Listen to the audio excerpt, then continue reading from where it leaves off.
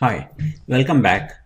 In this class, we'll continue with some more operations on series objects. Let us start with data alignment. I'll create two series. I'll say S8 equal to series, and I'll pass first I'll pass the values as a list object 0, 1 and 2, simple list with three items, and comma, and index equal to, again, a list object, I'll say A, comma, B and C, right? And that will create a series S8, and also I'll create a S9 right here. Let me copy this whole thing.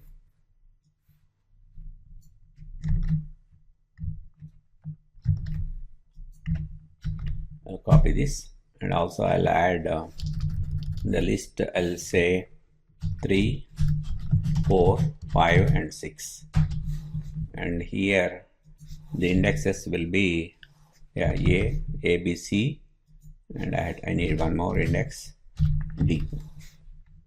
All right, two series we are creating, S8 and S9. Let me execute this. So what is S8 now? That is S8, and this is S9. Okay, and if you add these two, S8 and S9, we have to see how the data will be aligned.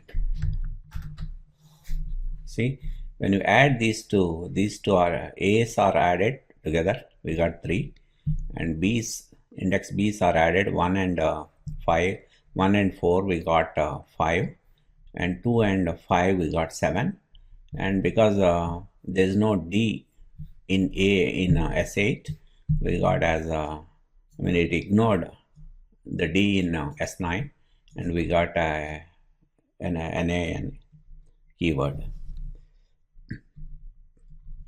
And also we can say change S8 equal to, because S8 and S9 are not modified, right? We can say S8 is equal to S8 plus S9, and if I execute this one, see my S8, that will get changed with this. It becomes S8 plus S9. And let us see one more next on the sorting and what is the rank. I'll create an index. I'll write a small code here to create a series. In index, I'll say I'm creating the indexes. I'll say A, B, C, D, E, F, G, H, and I and J. A string with A to J with spaces. On this is a string object. On this I will use a split. Split will create a list object. It will create a list object here into int, and if I execute this, let me show what I get. It's a list object with I can use these as indexes. All right, okay. Then let me create a list object with values. I'll say x equal to empty list. All right, I'll use a for loop. I'll say for I in range 10.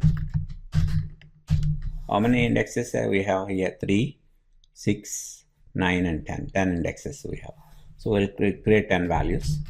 Then I'll say x dot append I'll say np, I'll use a random here. I'll say np dot random. It has a method called randint. We saw this before. Randint. I'll ask for give me a random number from 1 to let us say 100. All right, that will give me a random number, and that I will append to my list. And if I see my list, if I print out my list, this is what I get: some random numbers from 1 to 100, 10 random numbers. Then using this, I will create a list series. The latest is S8. I will create S9. I'll create a series S9. I'll say equal to and series, right? I'll say x is my values, and index equal to int. Int has a list of int is a list with this is the list. And if I print S10, this is what I get. This is my series, these are my indexes, and these are the values, right? And I can find the rank. There's a method on series. I can say s10 dot rank. It will give the rank, means exactly suppose the rank here h is 1, means that is the lowest value 11, right? The highest is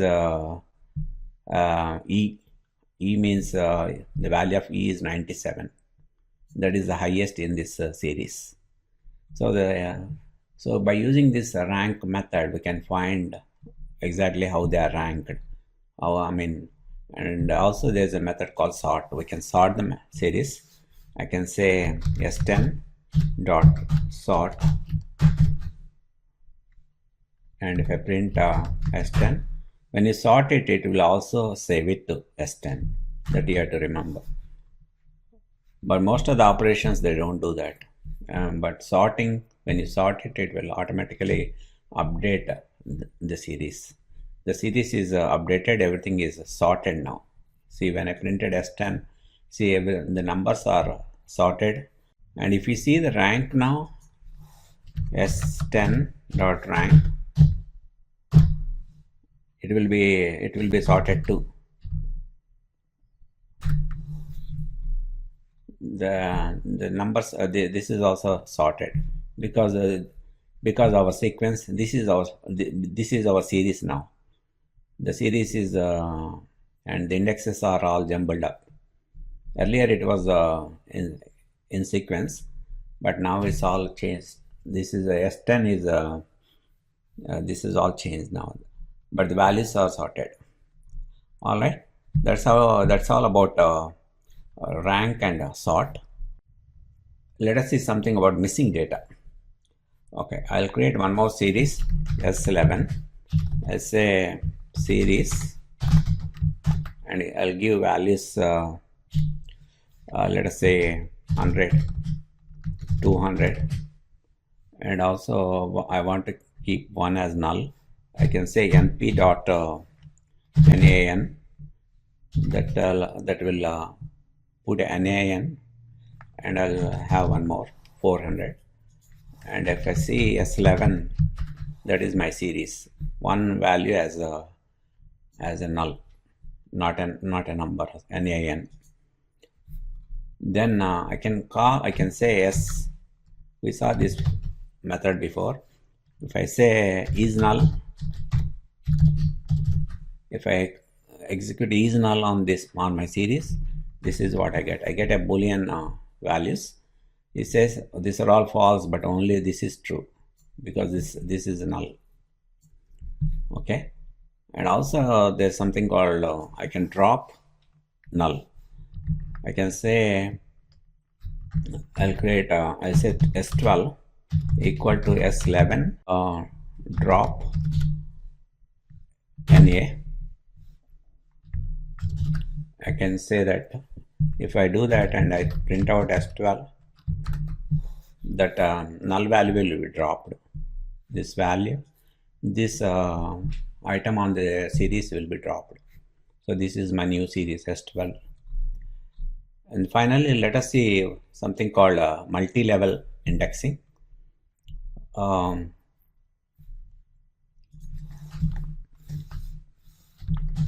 Let me print a multi-level indexing.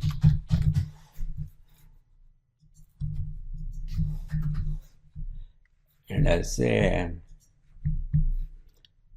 I create index 1 equal to I'll create indexes 1 1 and 1 2 2 and 2. That is my level 1 index, and I'll create another index list. I'll say int2. Again, I'll use that split here. I say A, B, C, again A, B and C, and I'll split it. I'll split so that it will create a list of indexes. Then I'll create my range. I'll use maybe I'll use the same. I'll use this one.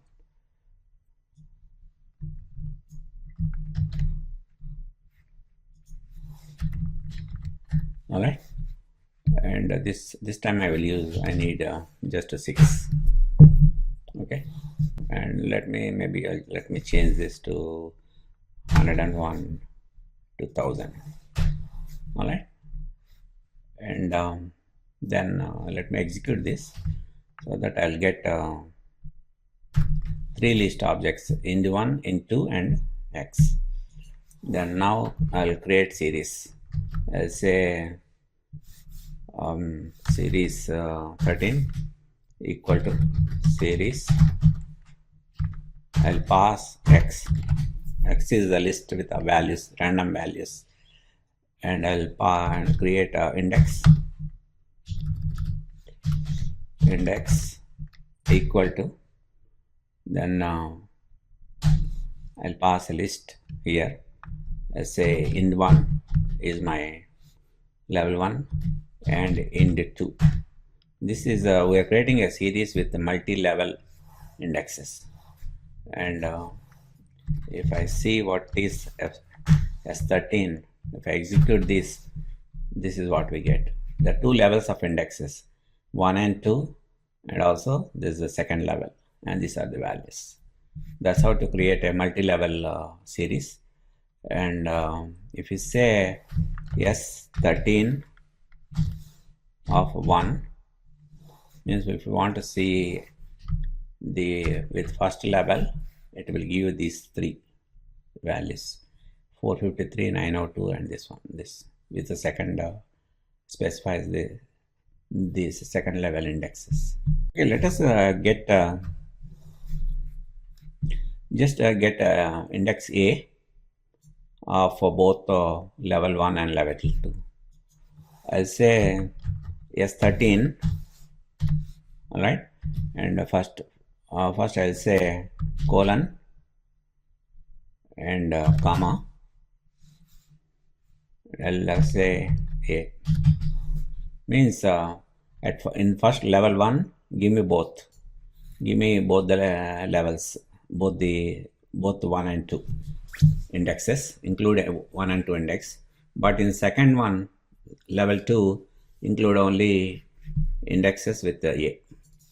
Let us see what we get. If I execute this one, I get 453 and 101, because in level 1 with index 1 it is 453, and in level 1 with the 2 it is 101. So that's why we got 453 and 101. All right, that's how to. And finally, there is something called unstack. I can say if F1 series with multi-level index, we can create a data frame using a series with multi-level. As I can say S13 dot unstack. There's a method called unstack. It will create a data frame. That's why I said a df1. It's a data frame. If I execute this one, that is the data frame. So by using a multi-level series, we can convert it to a data frame. Data frame is more like a spreadsheet with rows and columns. All right. It uses the two indexes as rows and columns. These are the rows indexes and these are the column names. Okay, we'll stop here, and we'll in the next, our next topic is data frames. Okay, thanks.